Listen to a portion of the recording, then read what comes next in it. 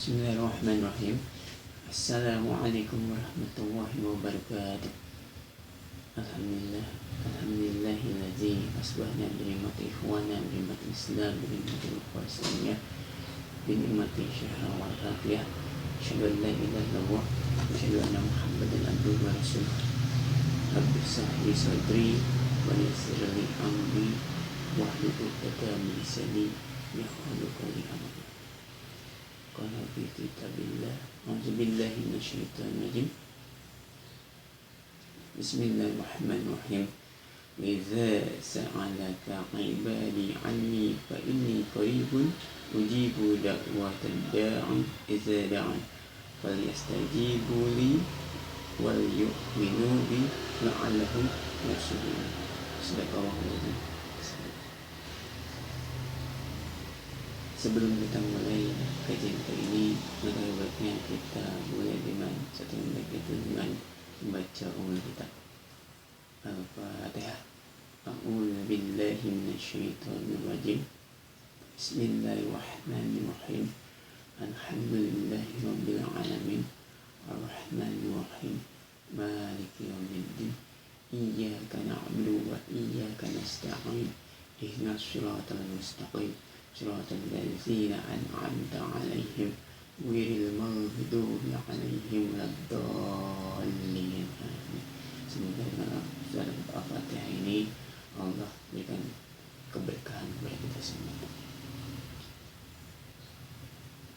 Insyaallah materi kita kali ini adalah kita akan membahas tentang hikmah Allah memberikan bulan Ramadan sebagai bulan kebaikan, sebagai bulan turunnya Al-Quran, juga sebagai bulan puasa. Saya tidak akan membahas tentang bagaimana rukun, wajib dan syarat sahnya puasa dan ibadah-ibadah lainnya. Saya akan coba membahas tentang hikmah-hikmah yang Allah berikan tentang bulan Ramadan ini atau ibadah-ibadah di bulan Ramadan ini sesuai dengan Allah firmankan surat Al-Baqarah ayat 183 hingga 187. Kalau seandainya kita lihat di surat Al-Baqarah 183 hingga 187, yang satunya di 186 yang saya tadi bacakan sebagai mukadimah di awal teman kita tadi,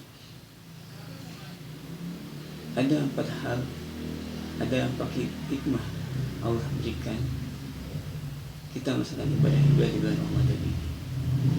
2 hikmah itu tentang hikmah secara individual yang melaksanakan ibadah-ibadah ini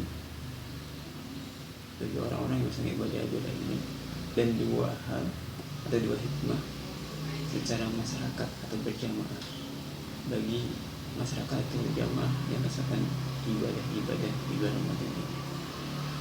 Yang pertama yang kita bahas itu adalah hikmah secara individual. Ada 2 hal.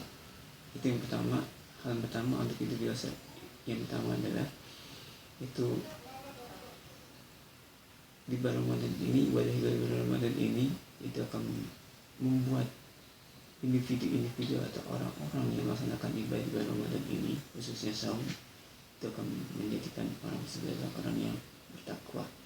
Sesuai dengan firman-Nya di surat Al-Baqarah ayat 183, Allah berfirman, A'udzubillahi minasyaitonir rajim. Bismillahirrahmanirrahim. Ya ayyuhallazina amanu kutiba 'alaikumusiyam kama kutiba 'alal ladzina min qablikum la'allakum tattaqun. Di akhir ayat Al-Baqarah 183 ini Allah memberikan statement bahwa orang yang melaksanakan ibadah puasa di Ramadan ini itu Allah akan dapatkan hikmahnya adalah agar orang sebut atau agar kamu menjadi orang yang bertakwa, la'alakum tattaqun. Kalau kita lihat di surat Al-Baqarah ayat 183 ini Allah beriman, hai orang-orang beriman, yang artinya dibajikan atas kamu puasa, dan juga dijadikan atas kamu atas orang sebelum kamu. Apa? Itu akan menjadi orang-orang yang bertakwa. Itu hikmah yang pertama, Allah meminta kita untuk beribadah di bulan Ramadan secara individual adalah agar orang yang melaksanakan ibadah tersebut adalah menjadi orang yang bertakwa. Di ayat 184 dan 185 yang Allah memberikan bagaimana ibadah-ibadah bulan Ramadan itu dilaksanakan secara individual. Situ ada bahwa bulan Ramadan itu dilaksanakan atau saum itu dilaksanakan ada bentuk bilangannya dan waktu-waktunya, dan usul syar'inya bagaimana orang bisa tidak melaksanakan puasa di bulan Ramadan. Juga ada perintah-perintah yang lain di situ.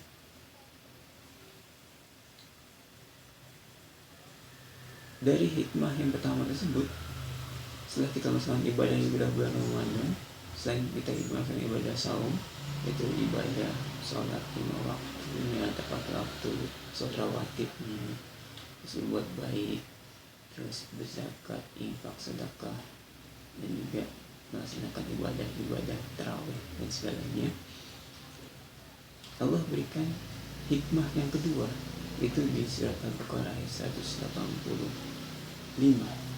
Itu apa? Di akhir ayat surat Al-Baqarah 185 Allah memberikan hikmah wa'alakum tashkurun. Sebelumnya Allah memberikan perintah-perintah bagaimana kita melaksanakan ibadah bulan Ramadan ini agar kita menjadi orang-orang yang selalu bersyukur kepada Allah.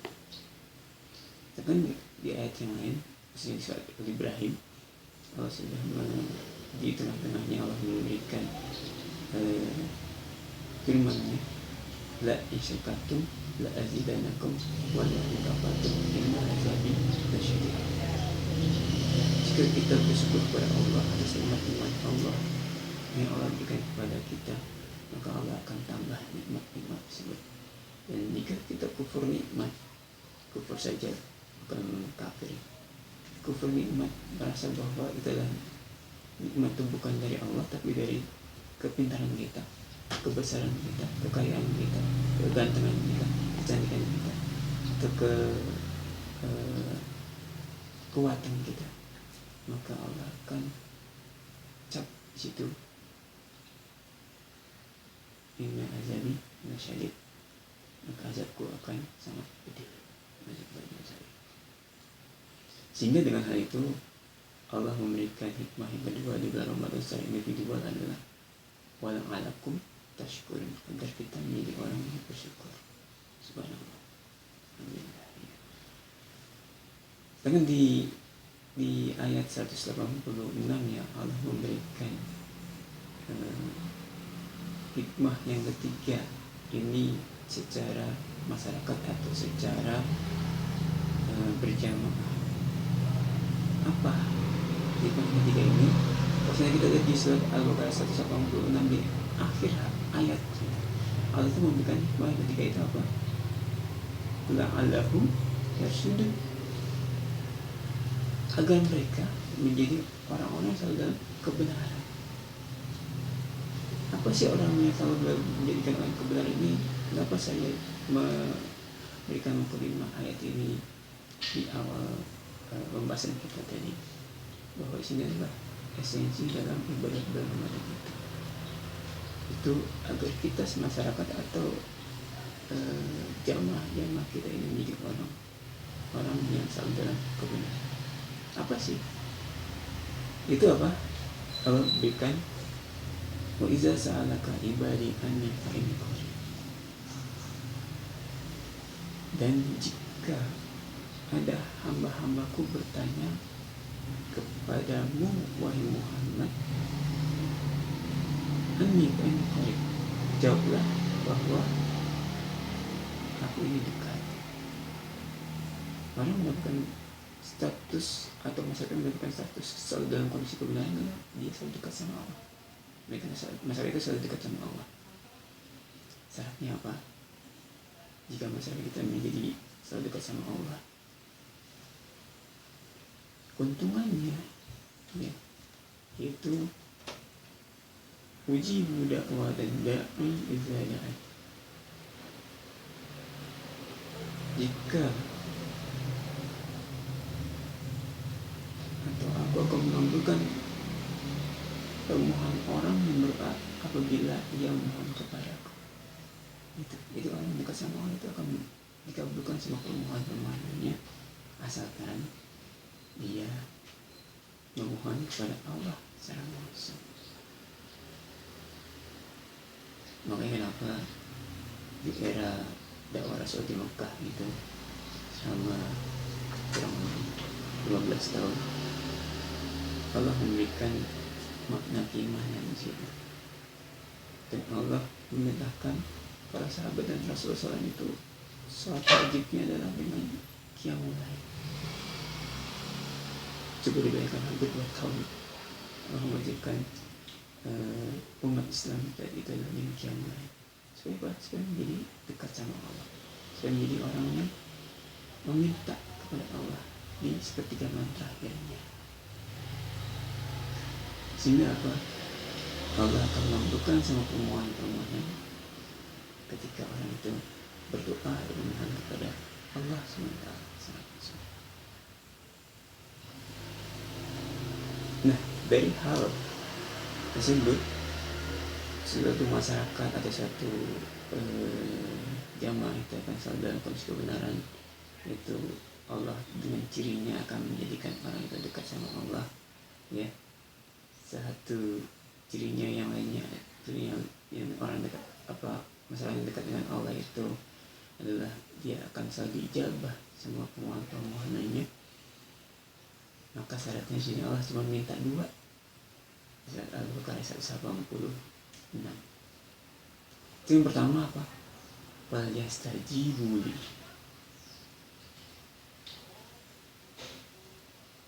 Maka hendaklah mereka itu memenuhi segala perintahku, atau yang bertakwa tadi, menjalankan segala perintahnya dan menjauhi segala larangannya. Syarat yang pertama supaya kita dapat kedekatan dengan Allah, juga semua permohonan kita itu dijabah sama Allah. Itu kita memenuhi segala perintah Allah untuk bertakwa. Yang kedua, Allah minta apa? Wal yu'minu bi. Dan hendaklah mereka beriman kepadaku. Cuma 2 itu aja. Masya Allah. Cuma 2 itu aja.